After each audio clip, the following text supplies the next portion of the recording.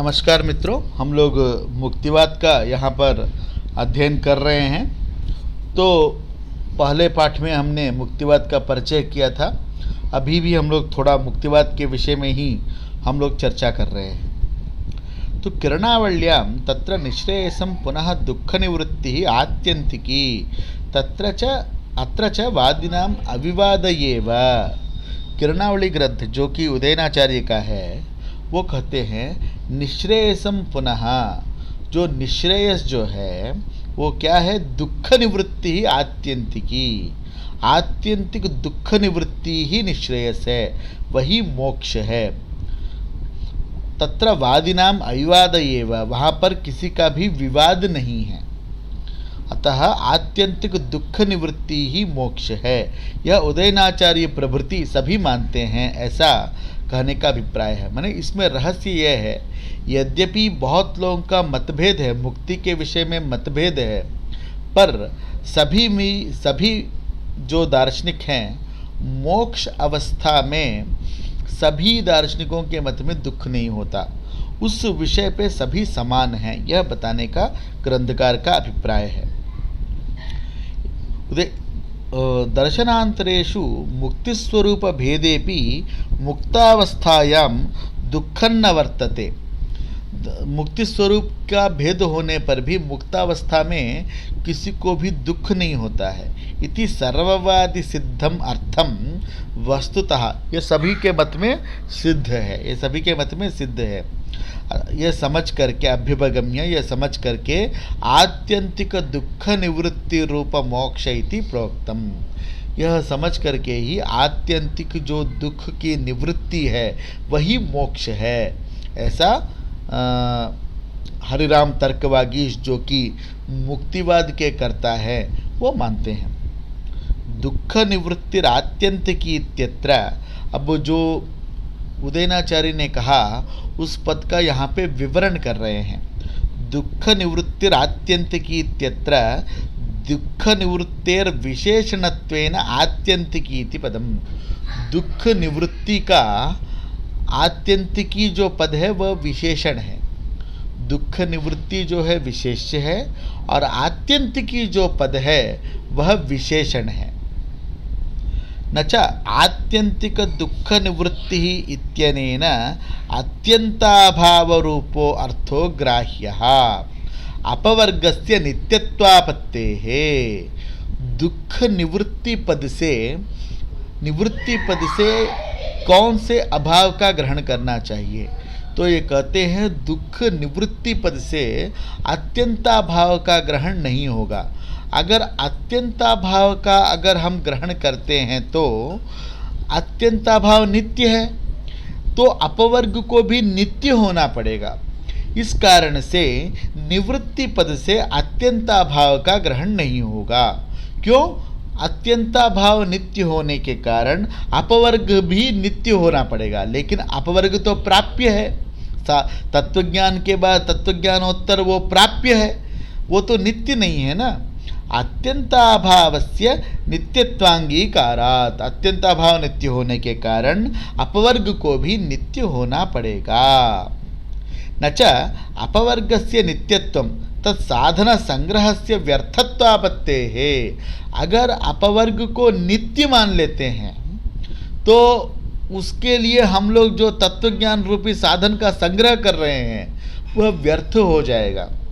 इसीलिए अपवर्ग को नित्य नहीं मान सकते, इसीलिए अपवर्ग को हम नित्य नहीं मान सकते, यह ग्रंथकार स्पष्ट करते हैं। परंतु बुधानाम आयास साध्य मोक्ष साधन संग्रहे सर्वदा प्रवृत्ति दर्शनात् तन्न संभवति। लेकिन जो बुद्धिमान व्यक्ति है वह हमेशा तत्वज्ञान के लिए बहु प्रयास करता है, साधनों तत्वज्ञान का संग्रह करता है। इस कारण से अपवर्ग को हम नित्य नहीं मान सकते, यह ग्रंथकार का अभिप्राय है। अतः आत्यंतिक दुख निवृत्ति पदेन भावार्थो नैव ग्राह्यः। इसीलिए आत्यंतिक निवृत्ति पद से दुखात्यंताभाव का ग्रहण नहीं करना चाहिए। तो क्या करना चाहिए? तो ग्रंथकार स्वयं कहते हैं न च आत्यंतिक निवृत्ति शब्देन दुःखात्यंताभावरूपो अर्थः किंतु निवृत्ति पदेन ध्वंसरूपो अर्थः ग्राह्यः। ध्वंसाभावस्य जन्यत्वात् तदर्थ साधन संग्रहस्य आवश्यकत्वात्।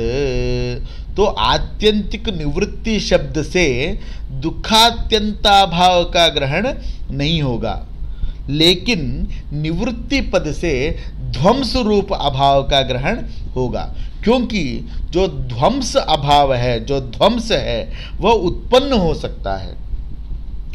अतः उसके लिए साधन संग्रह भी संभव हो सकता है, लेकिन अत्यंताभाव अगर होगा तो वह नित्य है, अपवर्ग भी नित्य हो जाएगा और साधन संग्रह भी संभव नहीं हो पाएगा। साधन संग्रह होगा तो भी वह व्यर्थ होगा।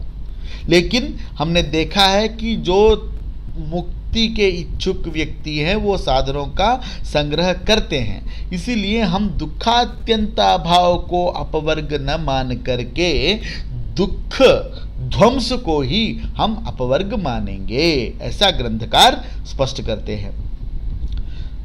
और ध्वंस के लिए साधन संग्रह भी आवश्यक है और साधन संग्रह लोक में देखा भी जाता है, तत्व ज्ञान रूपी साधन संग्रह देखा भी जाता है। न च दुख ध्वंस मात्रम अपवर्गस्य स्वरूपमिति वाच्यम। दुख ध्वंस मात्र, कुछ लोगों ने कहा कि आप लोग जो आत्यंतिक दुख ध्वंस क्यों मानते हैं, केवल दुख ध्वंस को ही अपवर्ग मानिए। तो कहते हैं केवल दुख ध्वंस को अपवर्ग नहीं मान सकते। क्यों नहीं मान सकते? क्योंकि संसार दशा में भी जो हमें दुख होता है और किंचित कालानंतर वह दुख का नाश हो जाता है, लेकिन वह हम उस समय संसार दशा में ही होते हैं, हमें मोक्ष प्राप्त नहीं हुआ होता। लेकिन हम लोग दुख ध्वंस को भी अगर मान लेंगे तो क्या हो जाएगा, संसार दशा में भी जीव का मोक्ष हो गया, ऐसी आपत्ति हो जाएगी। इस कारण से ऐसा हम नहीं मान सकते। वही कह रहे हैं दुख ध्वंस मात्र को अगर अपवर्ग बोलेंगे तो संसार दशा में भी जीव की मोक्ष की प्राप्ति हो जाएगी, जीव की मोक्ष की प्राप्ति हो जाएगी। क्योंकि अभी मान लीजिए हमें कुछ दुख है, वह दुख का नाश कल हो गया तो हमें मोक्ष मिल जाना चाहिए, इसलिए जो है दुख ध्वंस को नहीं बोलेंगे। आत्यंतिक जो दुख ध्वंस है, अंतिम दुख ध्वंस जो है, उसके बाद वाली जो दशा है वही अपवर्ग की दशा है, ऐसा ग्रंथकार स्पष्ट करते हैं। तृतीय क्षणे दुखस्य ध्वंस संभवात। तृतीय क्षण में दुख का ध्वंस तो होता ही है, दुख ध्वंस का हो जाएगा तो क्या उसको मोक्ष की प्राप्ति हो जाएगी? यह अभिप्राय नहीं है। तेन च दुख ध्वंस रूप मोक्षार्थम साधन संग्रहस्य नैव आवश्यकता। उस प्रकार का दुख ध्वंस के लिए साधन संग्रह की आवश्यकता नहीं है। प्रथम क्षण में उत्पन्न हुआ, द्वितीय क्षण में स्थिर रहा, तीसरे क्षण में नाश हो गया, उसके लिए साधन संग्रह करने की क्या आवश्यकता है? साधन संग्रह करने की कोई आवश्यकता नहीं है। इसीलिए दुख ध्वंस को मोक्ष न करके आत्यंतिक दुख ध्वंस को ही मोक्ष कहा गया है। किन नाम आत्यंतिकत्वम। आत्यंतिक माने क्या? तो कहते दुख असमानकालीनत्वम। दुख असमानकालीनत्वम माने वह दुख ध्वंस जहाँ पर दुख नहीं है, वह दुख ध्वंस जहाँ पर पुनः दुख नहीं है। दुख का असमानकालीन दुख ध्वंस, दुख का समकालीन दुख ध्वंस नहीं। माने अभी दुख है, दुख का ध्वंस हो गया तो दूसरा दुख का प्रागभाव है, वो उत्पन्न होने वाला है, ऐसा नहीं। दुख का असमानकालीन जो दुख ध्वंस है उसी को क्या कहते हैं? उसी को आत्यंतिकत्व कहते हैं।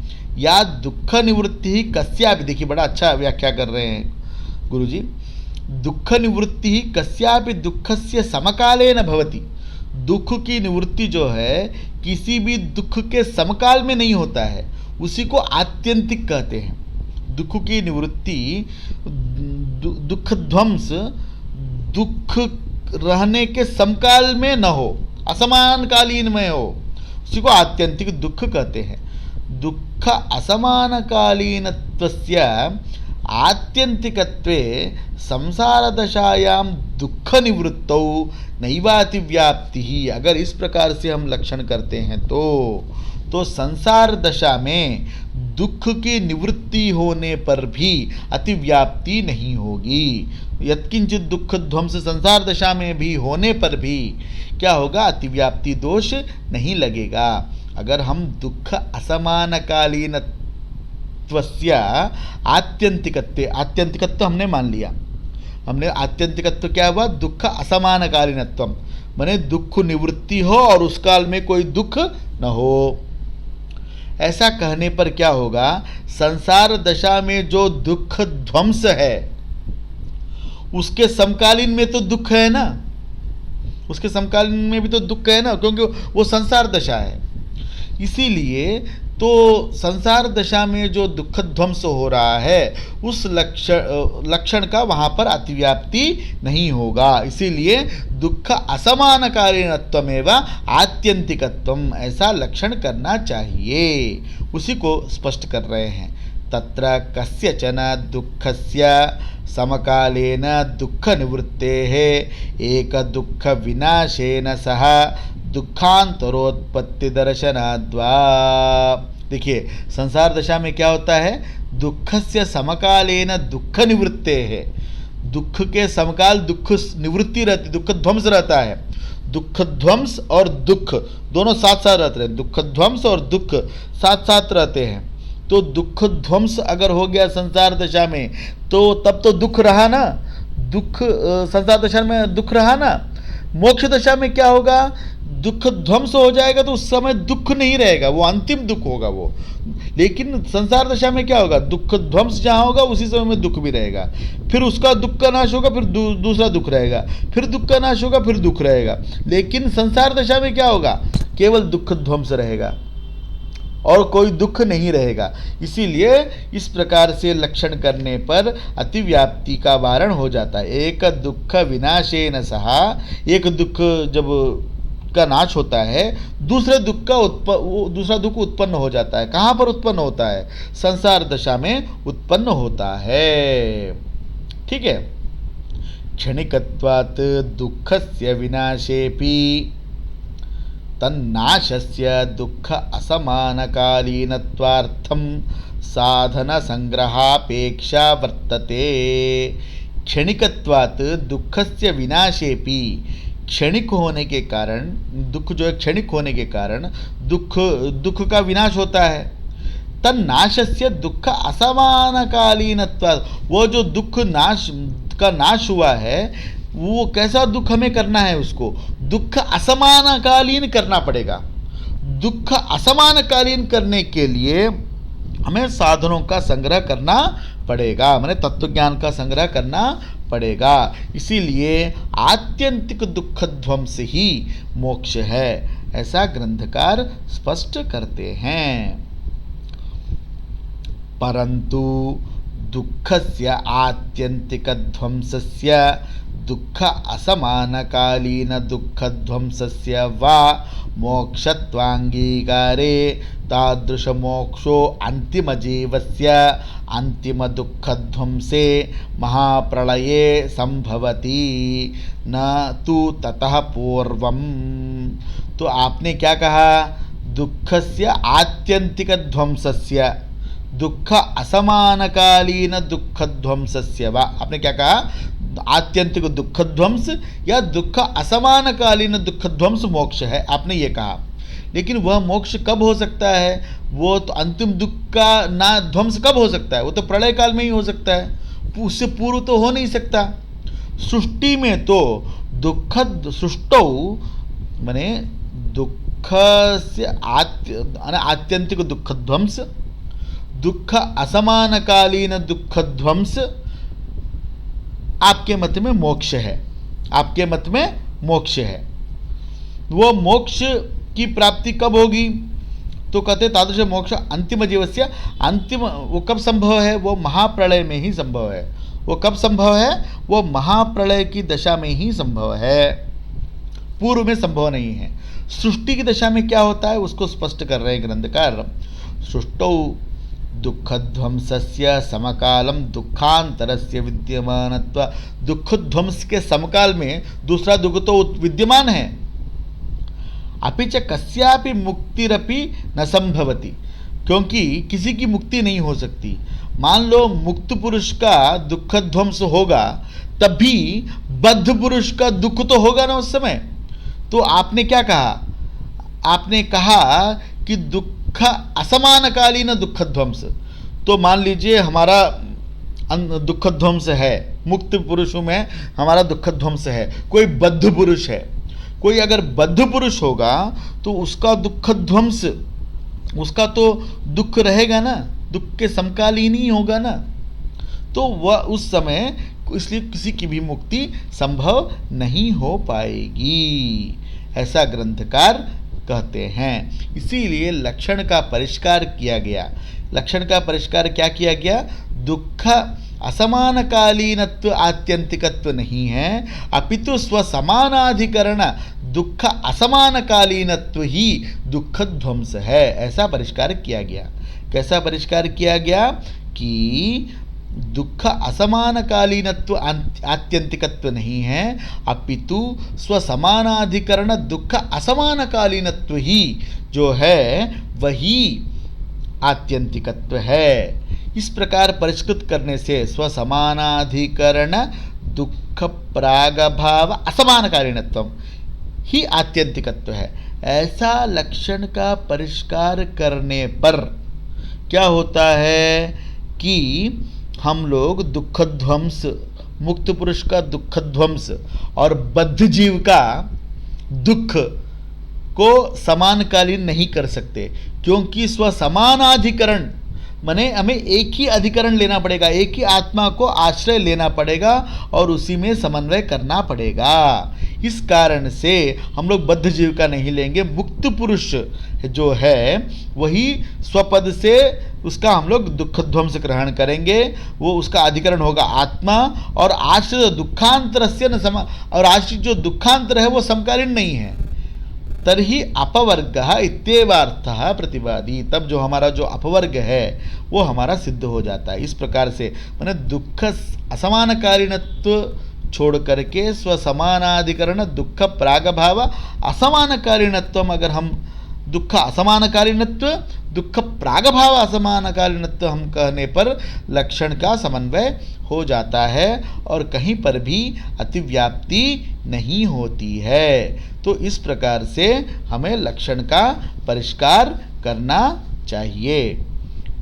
यहाँ तक हम रखते हैं। दूसरे भाग का अध्ययन हम लोग फिर 1-2 दिन में हम करेंगे। नमस्कार।